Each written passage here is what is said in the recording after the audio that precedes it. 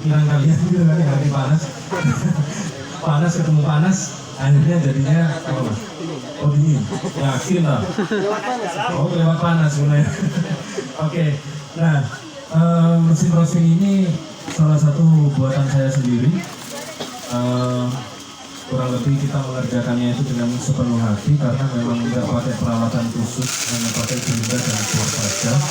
Tapi alhamdulillah jadi bukan dengan proses seadanya ya mas ya. Alhamdulillah jadi dan sampai saat ini alhamdulillah saya kurang lebih bisa menjual sekitar sampai 100 mesin lebih. Tapi untuk di daerah Banyuwangi saya memang kurang terkenal gitu kan, agak miris juga. Saya terkenalnya malah di daerah Kalimantan dan Papua. Kenapa? Bukan nggak punya duit mas, duitnya akeh, cuma sungkan mas. Coba keluarin semua gitu kan, kasihkan sama saya, alhamdulillah gitu. Sampai juga bisa membantu para supplier besi gitu kan. Kodakon juga akhirnya sama mereka gitu. Sama-sama membantu. Oke, di sini saya akan tanya-tanya sedikit sama Mas Bagus selaku roasternya. Mas Bagus, kira-kira untuk proses roasting kopi ini yang dipakai itu suhunya berapa sih mas? Kalau yang kopi ini suhunya itu kena 200 sampai 200 derajat. Kita masuk ke kuantiti kopinya lebih sedikit. Oke, jadi yang kita uji coba ini di sini beratnya tidak mencapai 500 gram, gitu kan? Tidak mencapai 500 gram, tapi kita akan coba mengulangi dua profiling yang ada di sana tadi, light to medium sama medium to dark. Nah, apa sih perbedaan light to medium sama medium to dark? Nanti jawabannya ada di kabin tes. Kita cicipin sama-sama, gitu kan? Kita urai sama-sama, kita rasa apa yang muncul, aroma apa yang muncul, gitu kan? Nah, kita hanya akan mengulangi proses roasting yang kedua kali di sini. Untuk proses pembelajaran lebih dalam tentang masalah roasting, cupping, brewing, terus terang saja saya juga buka kelas gitu kan. Kalau yang mau sekolah silahkan monggo terbuka lebar buat gitu kan. Yang berbayar ada, yang gratis pun juga ada. Tapi kalau misalkan saya buka itu secara gratis, jujur saja dari tahun 2017 sampai detik ini hanya satu orang yang ingin belajar secara gratis. Padahal ilmunya sama. Cuma saya membutuhkan waktu luangnya saja untuk datang ke tempat saya. Yang lainnya lebih memilih untuk bayar. Nah, kan berarti umpamanya ada duitnya mas. Jika isi gratis gak gelemnya bayar. Iya kan? Padahal kalian yang kuliah bayar semua ya. Iya. Nah itu. Kalau dikasih kuliah gratis, gak mau datang, maunya yang bayar gitu. Soalnya teman-teman yang kuliah ini adanya bayar semua. Gak ada yang gratis. Gak apa-apa, monggo yang mau belajar ke tempat saya silahkan datang. Saya buka secara free, tidak dipungut biaya sama sekali, gitu kan? Silahkan datang, silahkan merapat. Totalitas saya akan mengajari sampai bisa. Gitu. Mulai kalian pengen tahu apa sih, pengen bikin mesin sendiri, silahkan. Tak kasih rumusnya, bikin ODW. Gak apa-apa, sampai dijual ulang. Ternyata aku yang diajarin secara gratis jualannya jauh lebih banyak gitu. Nggak apa-apa, nggak masalah gitu kan. Yang penting MOU royaltinya ada. Yang baruan. Nggak bercanda. Gratis semua, serius, gratis. Nggak ada yang berbayar. Oke, sekarang kita sedang proses menunggu suhu itu sampai di angka 200. Sekarang masih di angka 145. Jadi memang agak sedikit lama, mungkin bisa dibesarkan sedikit supaya lebih cepat. Nah, oke, sebelum ya. Kalau suhunya beda-beda itu, kalau misal suhunya beda-beda kayak 190, 200, 210, apa mempengaruhi rasa dari kopinya? Pertanyaan yang bagus dari Mbak siapa namanya? Oh, Mbak Nabi bagus, ini Nabi oke, bisa sayuran.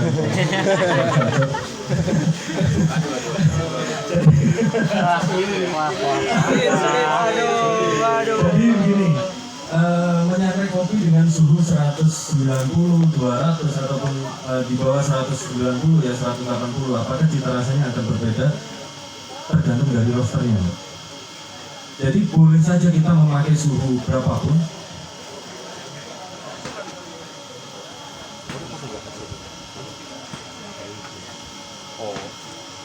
Jadi boleh nggak sih kita menyangrai kopi itu dari suhu 150? Sebenarnya boleh-boleh aja. Cuma nanti pada akhirnya juga tergantung pada rosternya sendiri ya.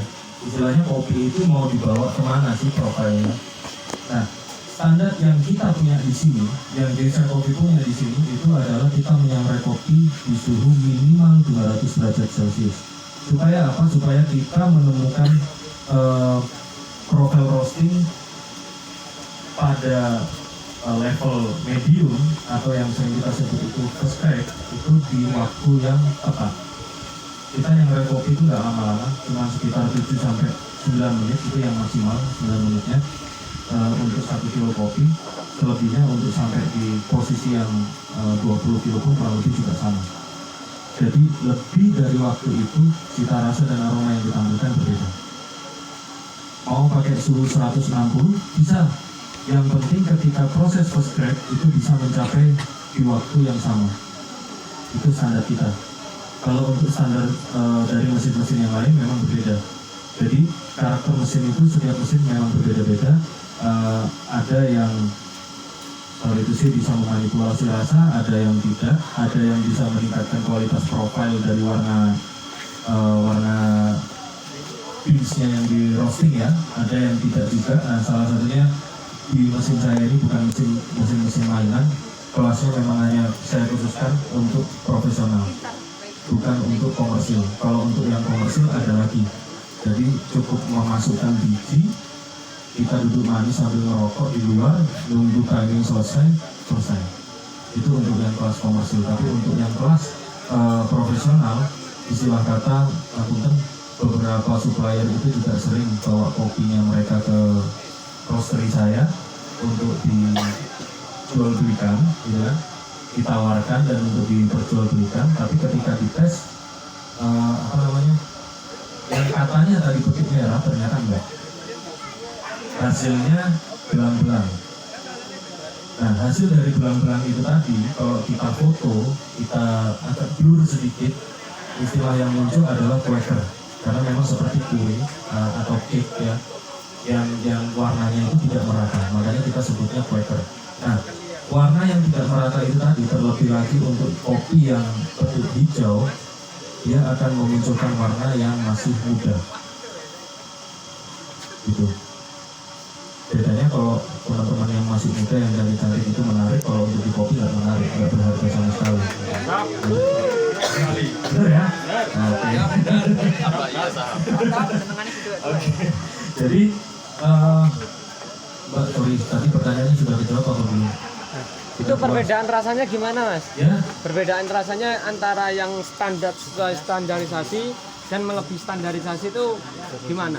Kualitas rasanya berbeda-beda, Mas, tergantung dari minat pasar juga. Jadi kalau misalkan kita menyangrainya itu di kelas Arabica, kita roasting di suhu 160, sedangkan waktu yang kita tempuh itu untuk merosting di level first crack itu kita dapat 14 menit, cenderung rasa yang dihasilkan itu underdeveloped.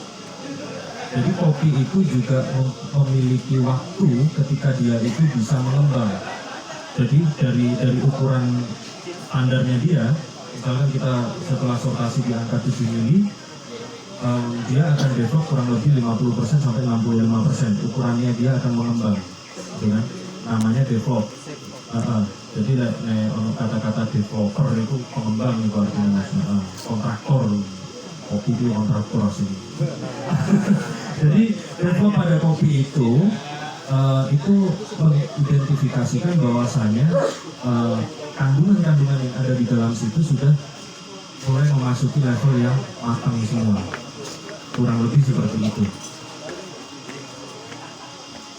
Nah, terus kalau gimana sih cita rasa underdevelop itu?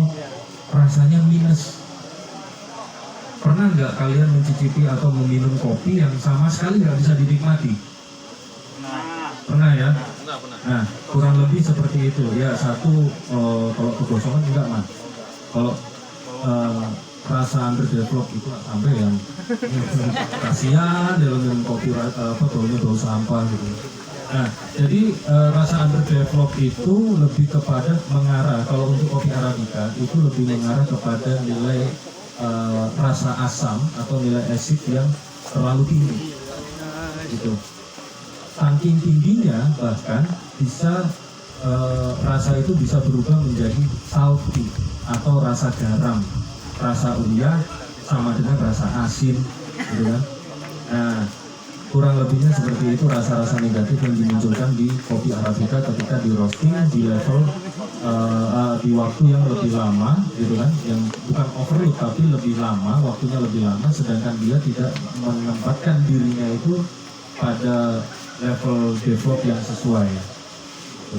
Jadi rasanya rasa kacang gitu kan, rasa kacang tanah, rasa kacang yang di sangrai, ada pahit-pahitnya sedikit, terus bercampur dengan rasa asam let's say cuka gitu kan. Barangkali nanti bisa dicoba Mas yang sesuai standar dan optimal. Nah, untuk boleh bisa dicoba. Jadi kan memang di sana kita sudah memiliki beberapa profil light to medium dan medium roast. Karena di sini ada request, boleh kita tampilkan di sini nanti metode roasting yang tidak sesuai dengan waktunya, hingga rasanya itu underdevelop, ya rasa-rasa yang tidak matang, gitu kan. Nah terus nanti kita akan juga merosting kopi ini supaya bisa jadi yang sesuai, yang medium ya. Mungkin boleh dimasukkan Mas Bagus, suhunya kita pakai 190 aja. Ya. Oh oke. Nah di termometer yang kita pakai ini ada dua suhu ya yang terbaca. Yang pertama itu suhunya 190 sekian, yang kedua suhunya 260. Nah 193 itu adalah bin temperatur. Bin temperatur. Atau yang kita sering sebut itu room humidity. Terus yang di bagian bawah yang suhunya lebih tinggi itu adalah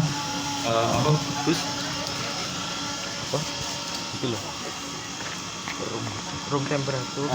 Yang tadi room humidity, yang satunya adalah room temperatur. Jadi temperatur ruangan, seluruh ruangannya itu lebih panas suhunya. Nah, tapi ini kan maksudnya ada kan ini kan kalau kita di ruangan, nah ini kan panas ya Mas. Nah ini nggak mempengaruhi alat yang ada kan panas juga kan kena panas.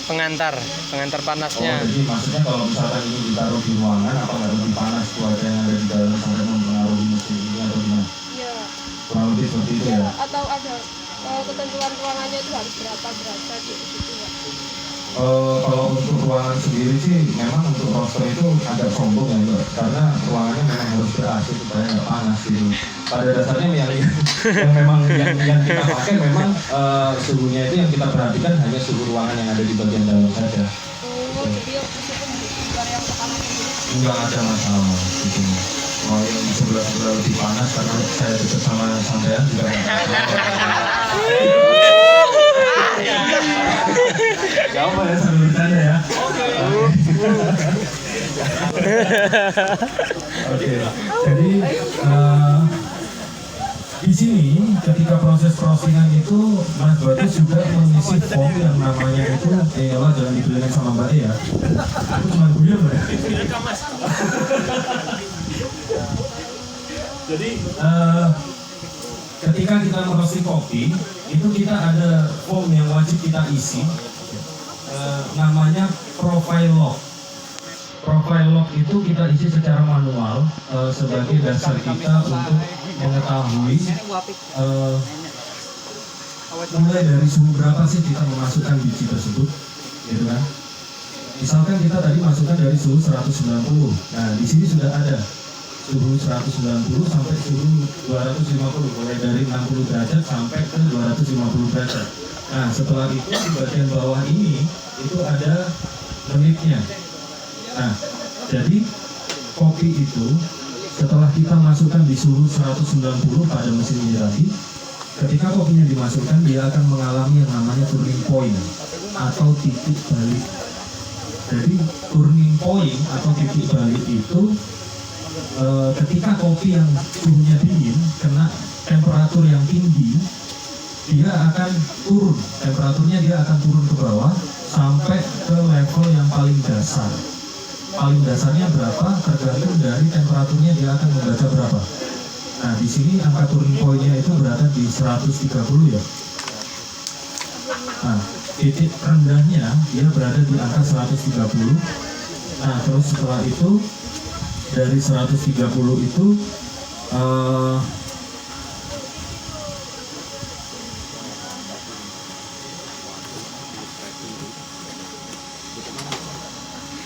oke, jadi di suhu 190 itu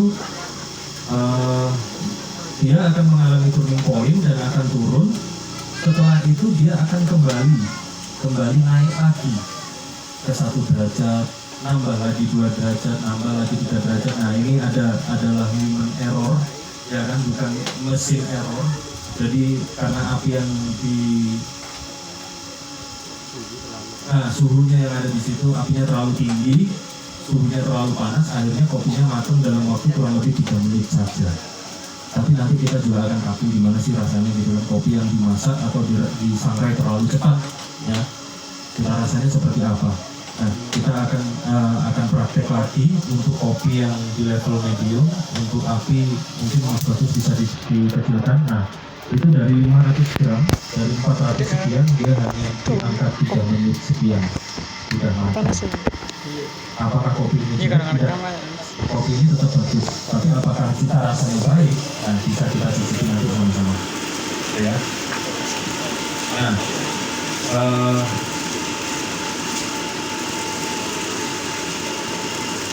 oke, bisa kelihatan bahwasanya proses yang dilakukan oleh Pak Sugeng, namanya Pak Usmanto itu sebenarnya sudah sangat bagus sekali. Terbuktinya pada saat apa kita sangat fast roasting sekali di sini. Kita hanya memerlukan waktu sekitar 3 menit, kopinya sudah matang gitu kan. Tapi mohon maaf, kopinya nggak ada yang levelnya itu lebih daripada medium juga. Jadi sebenarnya markotop kopi ini dengan itu, saking butuh butuh sortasi lagi yang lebih bagus, Pak. Itu ya, Pak.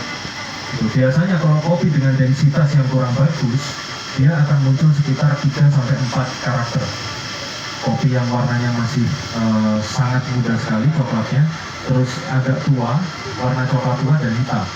Tapi di sini warna hitamnya sangat sedikit sekali, sedangkan warna hitam yang dihasilkan itu karena dari plat yang terlalu panas. Namanya scorching. Jadi scorching itu hasil dari roasting yang suhu platnya itu lebih panas daripada suhu ruangannya. Akhirnya kopinya hitam separuh, kurang lebihnya sama kayak waktu kita roasting secara tradisional. Itu kan permukaannya gelap sebagian. Nah, kita akan coba 1 kali lagi. Kita akan rendahkan karena di sini yang kita pakai bijinya lebih sedikit. Kita akan coba di angka 160. Nah, kita coba di angka 160, mencoba menjawab pertanyaan yang banyak tadi, bisa apa enggak. Terus kira-kira di kemarin berapa menit Mas Bagus yang medium juga? Kira-kira berapa menit? Nah, 9 menit, kira-kira di angka 9 menit di suhu 160, kita rasanya ada yang berbeda atau tidak. Nanti kita juga akan cicipi juga bareng-bareng.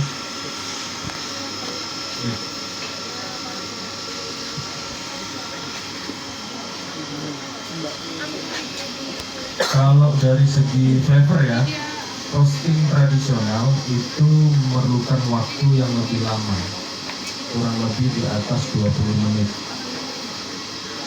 20 menit. Nah, di atas 14 menit saja rasanya underdevelop, apalagi di angka 20 menit.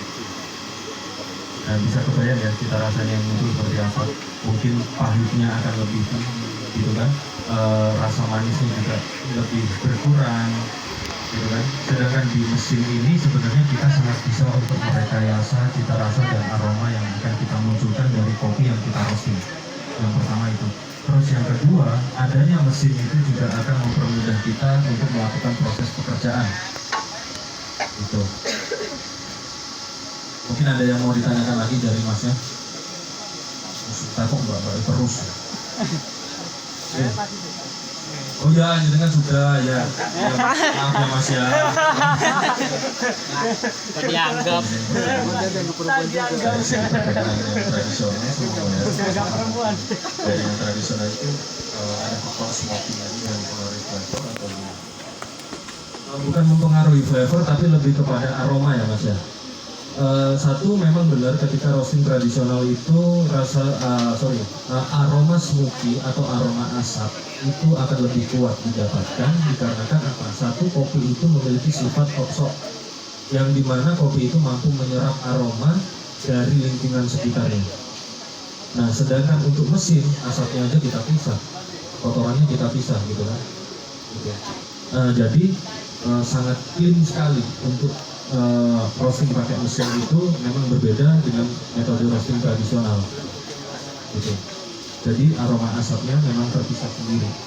Kalau misalkan kopi ini setelah itu kita asapi ya, kita kasih di sebelah, kita tahu di sebelahnya tungku yang masih keluar asap, biasanya juga aromanya akan seperti juga karena memang sifat dari kopi itu sendiri yang mampu menyerap aroma dari lingkungan sekitar. Nah, percaya atau tidak percaya, tester wine dan tester parfum itu selalu menggunakan kopi untuk menetralisir lidah dan hidungnya. Masnya jualan parfum ya? Oh enggak, mampu tahu soalnya. Jadi yang jual parfum itu rata-rata juga memiliki koleksi kopi yang dipergunakan memang untuk menetralisir hidungnya ketika untuk mencium aroma-aroma yang lain gitu.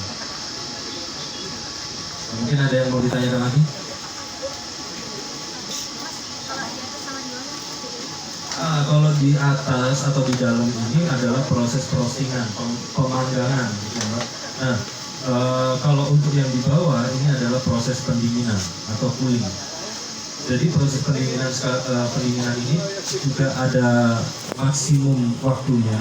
Kita nggak bisa melewati waktu lebih dari 4 menit setengah. Maksimal 5 menit, tapi kita nggak boleh melewati waktu 4 menit setengah dikarenakan apa? Ketika kopi itu melalui proses pemanggangan atau roastingan, kopi itu mengalami yang namanya itu eksotermal. Eksotermal itu adalah panas yang diterima dari bagian luar dari biji kopi. Nah, ketika kopi itu sudah berada di titik nol, kadar airnya dia sudah nol gitu kan, terus tinggal kandungan minyak, lemak dan protein yang lain-lain yang ada di kopi itu, dia akan mengalami yang namanya pemanasan dari biji kopinya sendiri. Kurang lebihnya seperti itu. Jadi kalau misalkan ketika kopi itu dikeluarkan sedangkan dia masih mengalami proses endotermalnya, maka ketika proses pendinginan yang lama, kopi itu akan masih terproses terus, sehingga cita rasa dan aroma yang sudah kita stop, yang sudah kita inginkan di situ, itu akan lewat semua. Kurang lebih seperti itu.